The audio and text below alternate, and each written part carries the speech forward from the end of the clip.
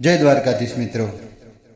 કહેવાય છે કે મિત્રો આ અસ્પૃશ્યતા નિવારણ એક ગાંધીજીએ કર્યું છે, પણ ના મિત્રો, દલિત સમાજના લોકોને જે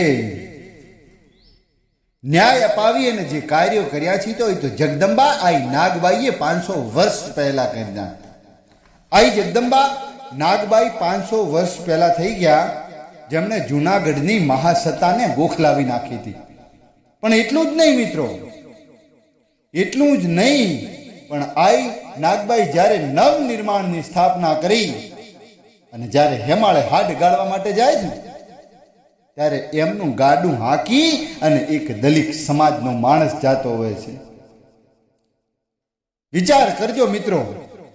અને આ કાંઈ એવું હોત, જાત ભાતના વાળા હોત, તો આઈ નાગબાઈ એમને લઈ, એક દલિત સમાજના માણસને લઈ અને હિમાલય હાડ ગાળવા માટે ના જાય. પણ માં આઈ નાગબાઈએ એક દલિત સમાજના માણસને પોતાનું ગાડું લઈ અને છેક હિમાલય હાડ ગાળવા માટે અને ત્યાં જતા હતા ને ત્યારે દલિત ની જે પત્ની હતી એણે કીધું, માં અમને લેતા જા. ત્યારે આઈ નાગબાઈ બોલ્યા, બેટા અમે તો હિમાલયમાં હાડ ગાળવા જઈએ છીએ. કે અમે તો હિમાલયમાં હાડ ગાળવા જઈએ છીએ, તને ક્યાં લઈ જઈએ? તું શું કામ બેટા આવે? તું તો અહીંયા જીવ, આ ધરતી માથે તારે મરી નથી જવાનું, તારે તો જીવવાનું છે. ત્યારે દલિત સમાજની એ અભણ પત્ની એમ બોલી હતી કે માં નહીં તો અમારે અહીંયા જીવીને શું કરવું છે? કે માં જો તમે જતા રહો, અમને મૂકીને તમે જતા રહો, તો માં અમારે એવી જિંદગીને શું કરવી છે જીવીને? હા, શું કલ્પના કરજો મિત્રો, શું એ દ્રશ્ય બન્યું છે. અને એમ કહેવાય છે કે મિત્રો એ બે જણા દલિત પતિ પત્ની બંને એ માની હારે જાય છે. ઇતિહાસ પુરાવો આપે છે કે માની હારે જે દલિત દેહ પડ્યો હતો, જે હિમાલય હાડ ગાળવામાં માની હારો હાર જે દલિત આ માણસનો દેહ પડ્યો હતો, એ માણસને એને મંદિરમાં જતા પહેલું શ્રીફળ એને ચડે છે અને બીજું શ્રીફળ પછી માને ચડે છે. આ જુનાગઢ જિલ્લાનું આ મોણિયા મંદિર તમે જોજો, ત્યાં જઈ અને એ પહેલા દલિતને એમ કહેવાય છે કે શ્રીફળ ચડે અને પછી એ માતા નાગબાઈ આઈ નાગબાઈને ચડે છે. વિચાર કરજો મિત્રો. હા, જુનાગઢ જિલ્લાનું મોણિયા મંદિરમાં તમે જોજો, ત્યાં તમને આ ઘટના, આ સત્ય વાર્તાની ખબર પડશે. સમય બદલાય છે મિત્રો, સમય બદલાય છે, માણસ બદલાતો નથી. માણસ એનો જ છે, પણ સમય બદલાય. આપણે કોરોના કાળમાં કોઈએ જોયું હતું, કોઈએ વિચાર્યું હતું કે બાપ દીકરાને કે મા દીકરાને કોઈને અડશે નહીં? આવું વિચાર્યું હતું? એકબીજાને અડવા, મા દીકરાને અડવા તૈયાર નથી. શું આભડછટની વાત કરો મિત્રો. એ ક્યાં ગઈ હતી એ દિવસે ખુમારી, ક્યાં ગઈ હતી એ દિવસે મર્દાનગી. પણ સમય એવો હતો મિત્રો, બધું એનું એ જ હતું. સમય બલવાન નહીં પુરુષ બલવાન, કાબાએ અર્જુનને લૂંટ્યો તેથી યહી ધનુષ્ય યહી બાણ. કહેવાય છે કે મિત્રો આ સમયની મહામારી છે. અને આગળ આપણે જોઈએ તો આઈ જાનબાઈ ડીરડી ગામ, આઈ જાનબાઈ માં પણ જો 300 વર્ષ પહેલા એક વાવ ગળાવી હતી. અને એ વાવમાં સૌથી પહેલા દલિત પાણી ભરીને જાય, પછી બીજી સમાજના લોકો પાણી ભરવું, આવો નિયમ હતો. બોલો હેડો. આઈ જાનબાઈમાં ડેરડી ગામની વાત છે. આ 300 વર્ષ પહેલા એમણે એક વાવ ગળાવી અને એ વાવની અંદર પહેલા દલિત સમુદાયના માણસ પાણી ભરે, પછી જ બીજી સમાજના લોકો 18 વર્ણ પછી આવીને ભરે. ક્યાં હતો જાતિભાર?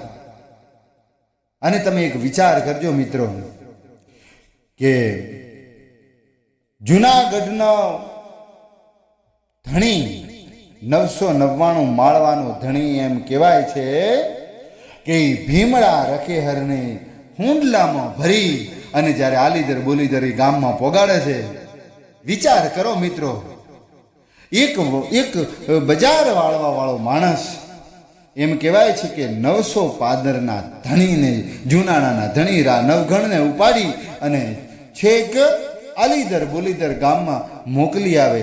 એ નાની હોય? અરે એ તો માણસ પણ મોટો હોય. એ તો માણહાઈના કામ કર્યા. વાલબાઈ વડારણે એ ભીમડાને પૂછ્યું હતું કે ભીમડા બોલ ભાઈ, તારે જે માગવું હોય માગી લે. તે આજે આ જુનાણાના ધણીને આટલા સુધી પુગાડ્યો, માગ, તું માગે તને આપી દઉં. ત્યારે એ ભીમરો એટલું જ બોલ્યો હતો કે વાલબાઈ, મને જો આપવા માંગતી હોય ને તો આ તારી કટાર આપી દે. આ હા હા હા હા, હું મિત્રો દ્રશ્ય. અરે વાલબાઈ કહે છે, શું વાત કરે ભીમડા? હા ભાઈ, મને આ તારી કટાર આપી દે મારી બેન, મને એક આ કટારની જરૂર છે. અને આમ કરીને આમ કટાર આપે છે અને ભીમડો એના પેટમાં એ કટાર ખોસી અને પોતાના બધા આંતરડા બહાર કાઢી અને ઢગલો કરી નાખે છે. વાલબાઈ વડારાને પૂછ્યું કે ભીમડા, તે આવડું મોટું કામ કર્યું અને આજ મરવાનું કેમ નક્કી કર્યું? ત્યારે ભીમડો એમ બોલ્યો હતો કે વાલબાઈ, અમારી તો નાની જાત, અમે તો નાના માણસો કહેવાઈએ, અમે ગરીબ માણસ કહેવાઈએ. અમારા પેટમાં આવડી મોટી વાત ન રહે અને કદાચ કોઈના મોઢે અમે બહી નાખીએ તો આ જુનાણાના ધણીને આ સોલંકીઓ મારી નાખે. આ હા હા હા, શું સમર્પણ છે મિત્રો, શું સમર્પણ છે. આજે આપણે નાની નાની અમથી બાબતમાં એકબીજા માટે ભાઈ ભાઈનો નથી થઈ શકતા મિત્રો, ત્યારે આ દુનિયાના લોકોએ આવા કામ કરી ગયા છે. અને મિત્રો, વાલબાઈ વડારાની વાત કરીએ તો વાલબાઈએ ગરીબીમાં પોતાનું જીવન વ્યતીત કર્યું છે.